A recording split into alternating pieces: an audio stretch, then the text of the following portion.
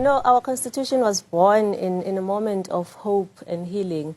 And now, 30 years later, South Africans are demanding more than just symbolic promises. They are demanding a constitution that prioritizes South African citizens.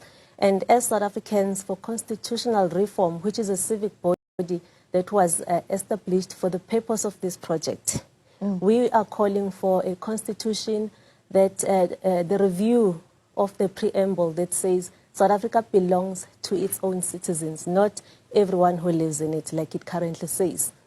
We want the public resources, public services to benefit South African citizens.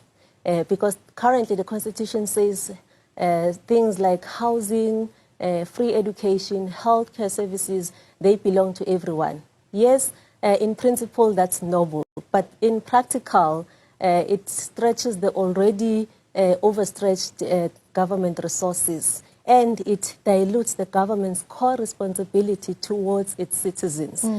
We were told this constitution would enshrine our rights, protect our freedoms, and lay the foundation for a prosperous nation. Yet, here we are, begging for the most basic of services. We're not asking for the moon, we're demanding what is rightfully ours, a country that prioritizes South African citizens. Not some vague, undefined, everyone who lives in it, but us, the taxpayers, the workers, the people who sweat and struggle built this nation. For too long, the African National Congress, ANC, has hidden behind the lofty, yet ultimately destructive, ideals of our constitution. They preach noble principles while our hospitals crumble, our schools fail, and our communities drown in squalor.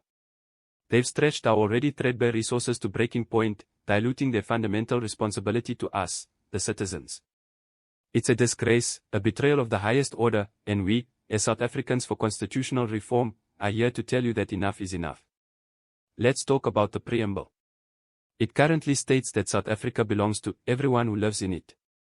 Just imagine that for a moment. This isn't some utopian fantasy land. This is a nation with finite resources, a nation grappling with unemployment, poverty, and an ever-growing dependency on an already strained public purse. We demand a review of that preamble. South Africa belongs to its own citizens, plain and simple. It's not a global free-for-all. And let's not even start on the provisions for public resources and services. Housing, free education, healthcare services, they're currently granted to everyone. In principle, yes, that sounds incredibly noble, doesn't it? It tugs at your heartstrings, makes you feel like we're part of some grand, humanitarian experiment. But in practical reality, it's a nightmare. It's an economic suicide pact. This noble principle has directly contributed to the collapse of our infrastructure.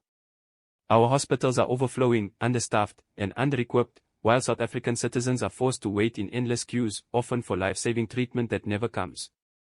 Our schools, once beacons of hope, are now glorified holding pens, churning out graduates ill-equipped for the demands of the modern world. Why? Because our government, in its infinite nobility, has committed to providing for everyone, irrespective of their contribution or citizenship. This isn't about xenophobia, it's about common sense and national survival. How can a government effectively serve its own citizens when it's obligated to provide for an ever-increasing population, many of whom have no vested interest in the long-term prosperity of this nation?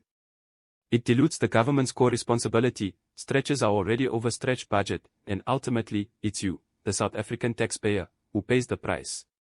We need to wake up, South Africa. We need to stop accepting these symbolic promises and demand concrete action. We need a constitution that reflects the reality of our nation, a constitution that puts South African citizens first. We need more taxpayers, not tax consumers. We need work, not welfare that breeds dependency. This isn't just about political reform, it's about a moral crisis. It's about reclaiming our dignity, our sovereignty, and our future. We cannot stand by while our nation is systematically dismantled by a government that seems more intent on appeasing the world than on serving its own people. We, as South Africans for constitutional reform, are calling on every patriotic citizen to join this movement. Demand that your elected officials prioritize you. Demand a review of a constitution that has been weaponized against the very people it was meant to serve. The time for polite request is over.